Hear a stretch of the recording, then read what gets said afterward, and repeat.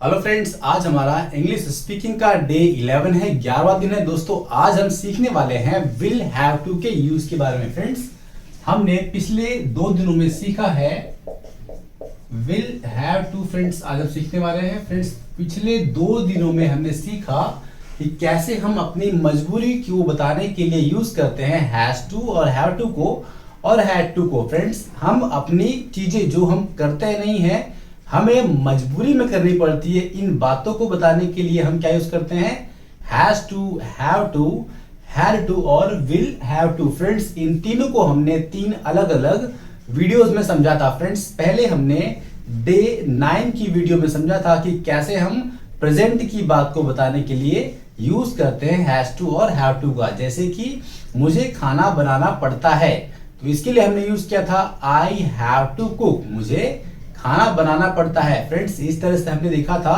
कि पास्ट में अगर आपको कोई चीज करनी पड़ती थी तो उसको बताने के लिए हमने यूज किया था आई हैड टू कुक, मुझे खाना बनाना पड़ता था। तो फ्रेंड्स उस तरह से भविष्य में जैसे आपको कोई चीज करनी पड़ेगी, मजबूरी वाली बात जो आपको करना नहीं है लेकिन करना पड़ेगा, ऐसी चीजों को बताने के लिए हम यूज करेंगे विल हैव टू का। फ्रेंड्स एक बार देख लेते हैं जो बता रहा हूं मैं। इसे हम 3 तरह से, हमारी जो मजबूरियां हैं हम इन्हें 3 तरह से बोल सकते हैं। एक तो हमें करनी पड़ेगी, एक करनी पड़ती है और एक करनी पड़ती थी। तो फ्रेंड्स ये हमने 3 अलग अलग तरह से पढ़ा। पहला था देखिए प्रेजेंट, पास्ट और फ्यूचर। तो फ्रेंड्स हमने प्रेजेंट में देखा था हैज टू और हैव टू हमने यूज किया, और पास्ट के लिए हमने यूज किया था हैड टू, और इस तरह से हम फ्यूचर के लिए यूज करेंगे विल हैव टू। तो फ्रेंड्स इस तरह से हम यूज करेंगे प्रेजेंट के लिए हैज टू, हैव टू, जो हमने देखा था वीडियो नंबर 9 में। और फ्रेंड्स पास्ट में हमने देखा था हैड टू, जो मजबूरी की वाली बात हमने सीखी थी कि पास्ट में हमें करनी पड़ती थी, उसके लिए हमने यूज किया था हैड टू। उसी तरह से हम फ्यूचर के लिए यूज करेंगे विल हैव टू, जो हमें करनी पड़ेगी। तो चलिए फ्रेंड्स समझते हैं विल हैव टू को हम कैसे यूज करेंगे भविष्य में कोई चीज हमें करनी पड़ेगी ऐसा बताने के लिए। तो फ्रेंड्स यहां पर देखते हैं एग्जांपल। जैसे कि हम यहां पे लिखेंगे आई विल हैव टू, मतलब मुझे कोई काम करना पड़ेगा, ऐसा बताने का ये फॉर्मेट है। आपको ये याद रखना है कि आपको अगर बोलना है कि मुझे काम पर जाना पड़ेगा, मतलब भविष्य में आप बोल सकते हो कि मुझे परीक्षा देनी पड़ेगी, मुझे गांव जाना पड़ेगा। ये आपको अभी नहीं करना पड़ रहा है, मतलब भविष्य में करना पड़ेगा। इसका मतलब है कि आप करना नहीं चाहते लेकिन करना पड़ेगा, तो वो बताना होगा। तो आप क्या बोलोगे I will have to go to village, मुझे गांव जाना पड़ेगा। या फिर I will have to cook, मुझे खाना बनाना पड़ेगा। और नहीं अगर करना है तो क्या बोलेंगे फ्रेंड्स, यहां पर नॉट लगा देंगे, simple I will not have to cook, मुझे खाना नहीं बनाना पड़ेगा। तो आपको नॉट कहां लगाना है, विल और हैव के बीच में। फ्रेंड्स आपको एक बात मैं बता दूं, जब भी 2 हेल्पिंग वर्ब आपको दिखे तो आपको नॉट कहां लगाना है, दोनों हेल्पिंग वर्ब के बीच में। तो फ्रेंड्स यहां पर लिखेंगे I will not have to cook, इस तरह से आप इसका आंसर लिखोगे। अगला देखते हैं, यहां पर लिखेंगे you will have to cook, तुम्हें खाना बनाना पड़ेगा, मतलब सामने वाले की बात करेंगे हम, तुम्हें कोई चीज करनी पड़ेगी ऐसा, तो you will have to cook. और नहीं करनी पड़ेगी तो बोलेंगे you will not have to cook, तुम्हें खाना नहीं बनाना पड़ेगा। वी विल हैव टू, जैसे कि हमें कोई चीज करनी अगर पड़ेगी तो हम क्या बोलेंगे, हमें गांव जाना पड़ेगा, तो we will have to go to village, हमें गांव जाना पड़ेगा। और अगर नहीं जाना होगा तो क्या बोलेंगे we will not have to go to village, we will not have to go to village, हमें गांव नहीं जाना पड़ेगा। They will have to buy, they will have to buy, उन्हें खरीदना पड़ेगा, they will have to buy. जैसे कि मान लो कि आपके फ्रेंड लोग हैं, वे एग्जाम में गए हैं, उनके पास पेन नहीं, तो आप क्या बोलोगे, उनके पास पेन नहीं है, उनका पेन तो गिर गया था वहां पर, तो आप बोलोगे they will have to buy, उन्हें खरीदना पड़ेगा क्या, पेन। तो आप आगे लगा सकते हो they will have to buy pen. अब निगेटिव बोलना है तो क्या बोलोगे, they will not have to buy pen, उन्हें पेन नहीं खरीदना पड़ेगा। तो फ्रेंड्स ये हो गया। अब इसके आगे हम देखेंगे he will have to buy pen, उसे पेन खरीदना पड़ेगा। फ्रेंड्स मैंने आपसे पहले भी कहा था, यहां पर देखिए ही के बगल में विल आया हुआ है, अगर हमें डायरेक्ट लगाना तो हम क्या लगाते, ही हैज टू, लेकिन यहां पर विल है इसलिए यहां पर क्या लग रहा है, हैव टू लग रहा है। आप ध्यान दीजिए, he will have to buy pen, उसे नहीं खरीदना तो क्या बोलेगा वो, he will not have to buy pen, उसे पेन नहीं खरीदना पड़ेगा। इसी तरह से लड़की के लिए यूज करेंगे हम she will have to clean house, उस लड़की को क्या करना होगा, घर साफ करना पड़ेगा, she will have to clean house. और अगर नहीं करना होगा तो क्या बोलेंगे, she will not have to clean house, उसे घर साफ नहीं करना पड़ेगा। आगे देखते हैं it will have to watch, उसे देखना पड़ेगा, मतलब समझ लो कि आपका जो डॉगी है आपके घर में, उसे क्या करना होगा, घर की रखवाली करनी पड़ेगी, देखना होगा, तो बोलोगे it will have to watch, उसे घर देखना पड़ेगा। It will not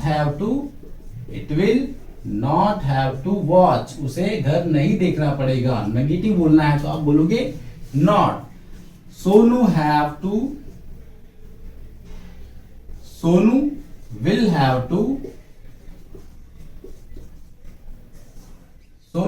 to help, Sonu को हेल्प करनी पड़ेगी।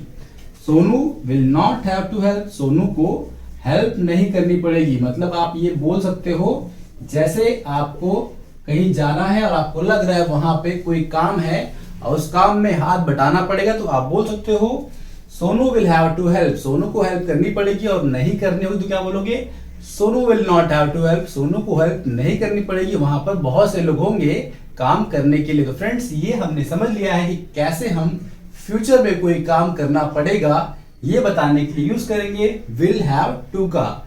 चलिए एग्जाम्पल देख लेते हैं एक और यहां पर लगाकर कैसे प्रैक्टिस करनी है। I will have to climb mountain, मुझे पहाड़ चढ़ना पड़ेगा। I will not have to climb mountain, मुझे पहाड़ नहीं चढ़ना पड़ेगा। You will have to climb mountain, तुम्हें पहाड़ चढ़ना पड़ेगा। क्लाइंब का मतलब होता है पहाड़ चढ़ना। You will not have to climb mountain, तुम्हें पहाड़ नहीं चढ़ना पड़ेगा। We will have to fight, हमें लड़ना पड़ेगा। We will not have to fight, हमें लड़ना नहीं पड़ेगा। They will have to beat, उन्हें पीटना पड़ेगा। They will have to beat, कहां पर जा रहे हैं, मान लीजिए कि वे कहीं जा रहे हैं जहां पर बहुत ही बेकार लोग रहते हैं, वहां पर लड़ाई हो सकती है, तो क्या बोल सकते हो, they will have to beat, उन्हें मारना पड़ेगा। They will not have to beat, उन्हें मारना नहीं पड़ेगा। He will have to help the poor, उसे गरीबों की मदद करनी पड़ेगी। He will not have to help the poor, उसे गरीबों की मदद नहीं करनी पड़ेगी। She will have to cook, उसे खाना बनाना पड़ेगा। मतलब she will have to cook lunch, उसे दोपहर का खाना बनाना पड़ेगा, तो क्या बोलेंगे लंच। रात का होगा तो क्या बोलेंगे, she will have to cook dinner, रात का खाना। She will not have to cook breakfast, उसे नाश्ता नहीं बनाना पड़ेगा। It will have to eat, उसे खाना पड़ेगा। It will not have to eat, उसे खाना नहीं पड़ेगा। Sonu will have to help, Sonu को हेल्प करनी पड़ेगी। Sonu will not have to help, Sonu को हेल्प नहीं करनी पड़ेगी। तो फ्रेंड्स इस तरह से हमने समझ लिया है कैसे हम यूज करेंगे भविष्य में कोई काम आपको मजबूरी में करना पड़ेगा ऐसा बताने के लिए। चलिए फ्रेंड्स कर लेते हैं प्रैक्टिस। यहाँ पर मैंने प्रोनाउंस को लिख दिया है और अब हम अलग अलग बहुत सारे वर्ब को यूज करेंगे और यहाँ पर करेंगे प्रैक्टिस। और आपको भी इसी तरह से अलग अलग वर्ब को यूज करना है और प्रैक्टिस करनी है। फ्रेंड्स यहाँ पर मैं लिखा है I you we they he she it और सोनू, ये नाम लिखे हमने। यहाँ पे लिखेंगे will have to.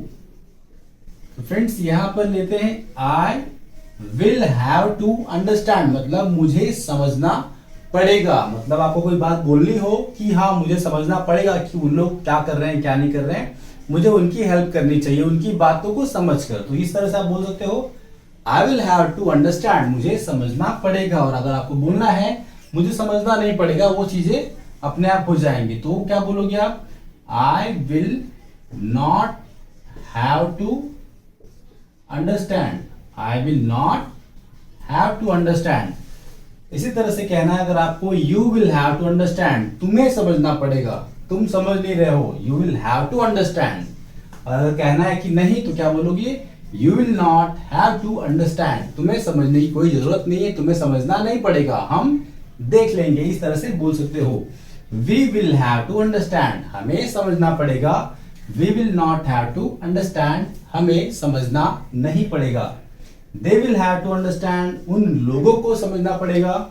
They will not have to understand, उन लोगों को समझना नहीं पड़ेगा। इस तरह से बोल सकते हैं he will have to understand, उसे समझना पड़ेगा। He will not have to understand, उसे समझना नहीं पड़ेगा, वो अपने आप कर लेगा, वहां पर लोग उसे बता देंगे। ऐसी बातें अगर बोलनी हो तो आप यूज करोगे फ्यूचर के लिए will have to. She will have to understand, उसे समझना पड़ेगा कि उसे पढ़ाई करनी बहुत जरूरी है, वो पढ़ना नहीं चाहती है, तो आप बोल सकते हो she will have to understand study is very important. She will not have to understand, अगर आपको बोलना है कि उसे समझना नहीं पड़ेगा तो यहां पर क्या लेंगे? She will not have to understand. It will have to understand, उसे समझना पड़ेगा। It will not have to understand, उसे समझना नहीं पड़ेगा। Sonu will have to understand, Sonu को समझना पड़ेगा। Sonu will not have to understand, Sonu को समझना नहीं पड़ेगा। तो फ्रेंड्स इस तरह से आपको करनी है प्रैक्टिस अलग अलग वर्ब को यूज करके। फ्रेंड्स अभी हमने यूज किया अंडरस्टैंड, अब यहाँ पर हम यूज करेंगे स्कोल्ड। मान लीजिए हम यहाँ पे स्कोल्ड लगाते हैं तो क्या होगा स्कोल्ड का मतलब? स्कोल्ड का मतलब होगा कि डांटना। अगर आपको बोलना है किसी को डांटना है तो क्या बोलोगे? I will have to scold, मुझे डांटना पड़ेगा। मान लीजिए कि आपका कोई है, बच्चा है या फिर आपका भाई है या फिर कोई भी दोस्त है, वो समझ नहीं रहा है तो आप क्या बोलोगे? I will have to scold, मुझे चिल्लाना पड़ेगा, डांटना पड़ेगा, तभी वो समझेगा। अगर नहीं स्कोल्ड करना तो क्या बोलोगे? I will not have to scold, मुझे स्कोल्ड करने की जरूरत नहीं है, मुझे चिल्लाना नहीं पड़ेगा, वो अपने आप समझ जाएगा, वो चीजों को करेगा। You will have to scold, तुम्हें चिल्लाना पड़ेगा। You will not have to scold, तुम्हें चिल्लाना नहीं पड़ेगा। They will have to scold, उन लोगों को चिल्लाना पड़ेगा। They will not have to scold, उन लोगों को चिल्लाना नहीं पड़ेगा। We will have to scold, हमें चिल्लाना पड़ेगा। We will not have to scold, हमें चिल्लाना नहीं पड़ेगा। He will have to scold, उसे चिल्लाना पड़ेगा। He will not have to scold, उसे चिल्लाना नहीं पड़ेगा। She will have to scold, उस लड़की को चिल्लाना पड़ेगा। She will not have to scold, उस लड़की को चिल्लाना नहीं पड़ेगा। फ्रेंड्स इस तरह से यहाँ पे यूज कर सकते हैं लाफ का भी। I will have to laugh, मुझे हंसना पड़ेगा। I will not have to laugh, मुझे हंसना नहीं पड़ेगा। और लाफ के अलावा हम यूज कर सकते हैं smile. You will have to smile, तुम्हें मुस्कुराना पड़ेगा। You will not have to smile, तुम्हें मुस्कुराना नहीं पड़ेगा। He will have to smile, उसे मुस्कुराना पड़ेगा। He will not have to smile, उसे मुस्कुराना नहीं पड़ेगा। तो फ्रेंड्स इस तरह से आप अलग अलग वर्ब लगाकर जब प्रैक्टिस करोगे, बार बार बोलोगे, तो फ्रेंड्स आपके माइंड में चीजें बैठेंगी और लाइन तो सेंटेंसेस से ये अपने आप बनेंगे। आपकी जबान फ्री होगी इंग्लिश को, वर्ड्स को बोलने के लिए और प्रैक्टिस होने के बाद। फ्रेंड्स यहाँ पर हम बर्न भी लगा सकते हैं, BURN। बर्न का मतलब होता है जलाना। I will have to burn, मुझे जलाना पड़ेगा। जैसे पेपर होगा तो क्या बोलोगे? I will have to burn papers, मुझे पेपर्स को जलाना पड़ेगा। I will have to burn clothes, मुझे कपड़ों को जलाना पड़ेगा। She will have to burn clothes, उस लड़की को कपड़ों को जलाना पड़ेगा।